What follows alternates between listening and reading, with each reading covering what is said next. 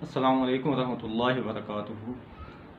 بالوں کے جملہ امراض کے لیے بالوں کا گرنا، بالوں کا دوشاخہ ہونا، بالوں کا صحیح گروتھ نہ کرنا، جملہ امراض کے لیے ایک نہایت ہی مفید ہیئر آئل کا نسخہ بیان کیا جاتا ہے۔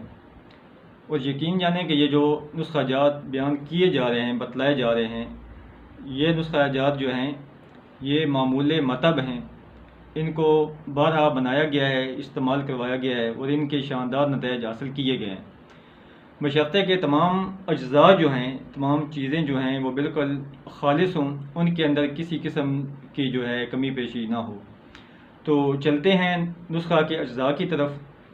نسخہ کے اندر جو ہے آملہ خشک بغیر گٹھلی کے، آملہ آپ نے لینا ہے پنسا اسٹور سے، اس سے آپ نے اس کی جو سیڈز ہیں، گٹھلی جو اس کی ہے اس کو نکال لینا ہے۔ یہ آملہ آپ نے لینا ہے 100 گرام۔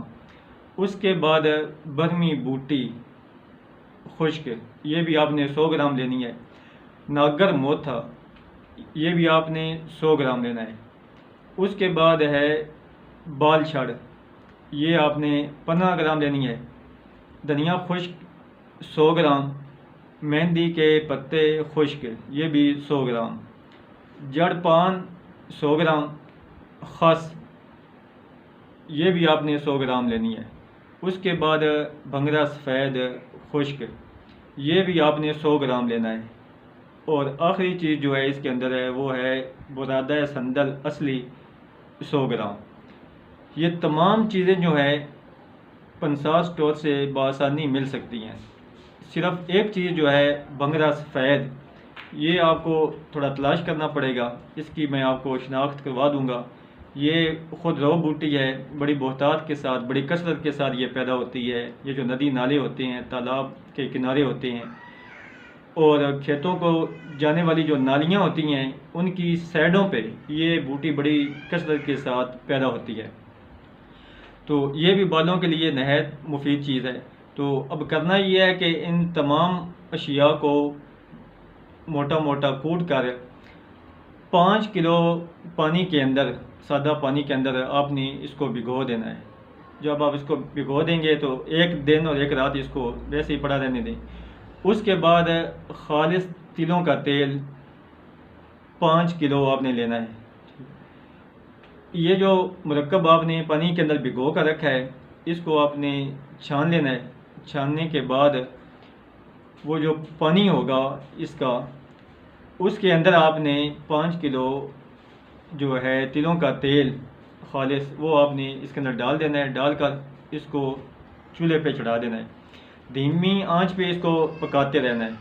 پکاتے پکاتے آپ دیکھیں گے کہ جب پانی جو ہے وہ کلی طور پر مکمل بخارات بن کے اڑ جائے گا اور پیچھے صرف جو ہے وہ روغن رہ جائے گا، تیل رہ جائے گا، آئل باقی رہ جائے گا، تو اس وقت آپ نے اس کو ایک بار دوبارہ چھان لینا ہے۔ اور اس کے اندر اپنے من پسند جو ہے کلر، اگر آپ سبز کلر پسند کرتے ہیں اور زیادہ یہی کلر ہی سوٹ کرتا ہے آئل کے لیے، تو اس کے اندر آپ سبز کلر جو ہے وہ حسب ضرورت جو ہے آپ اس کے اندر ڈال سکتے ہیں۔ اس کے بعد کوئی سی بھی خوشبو، کوئی بھی سا سینٹ جو آپ کو پسند ہے، موتیا کا ہے، اس کے بعد چمبیلی کا ہے، اور بھی دیگر بہت سی اقسام کے جو خوشبو ہوتی ہے وہ بازار سے مل سکتی ہے۔ تو جو بھی آپ کو پسند ہو وہ آپ لے کر اس کے اندر جو ہے اس کے چند ڈراپس جو ہیں وہ شامل کر دیں تاکہ اس سے ایک اچھی سی مہک آنا شروع ہو جائے۔ تو یہ آئل جو ہے اس کو لگانے کے بعد نہانے کی ضرورت نہیں ہے، آپ اس کو نہا کر لگائیں اور ہلکے ہاتھوں سے اپنے بالوں کے اندر جو ہے اس کا مساج کریں اور اس کے بعد بالوں کو چھوڑ دیں۔ تو 40 سال سے قبل جو پرابلم آ رہا ہے کہ چھوٹے بچے اور بچیاں ان کے بال بڑی تیزی کے ساتھ سفید ہوتے جا رہے ہیں، تو ان کے لیے یہ ایک بہت ہی باکمال آئل ہے۔ اور اس کے بعد جو بالوں کے جملہ امراض جو ہیں ان کے لیے بہترین چیز ہے، ایک بڑی بہترین سی اچھی سی اس کے اندر سے مہک آتی ہے، خوشبو آتی ہے۔ اگر آپ اس کے اندر کوئی اوپر سے کوئی سینس وغیرہ خوشبو وغیرہ نہ بھی ڈالیں تب بھی اس کی ایک اپنی بہترین خوشبو ہوتی ہے، بشرطے کہ اس کے اندر جو ہے وہ رادہ سندل جو آپ ڈالیں گے وہ خالص ہونا چاہیے، ٹھیک ہے، وہ گارنٹی شدہ ہونا چاہیے۔ تو آپ اس کو بنائیں، استعمال کریں، اور بھی اپنے احباب کے ساتھ یہ ویڈیو شیئر کریں تاکہ زیادہ سے زیادہ لوگوں کا فائدہ ہو۔ والسلام۔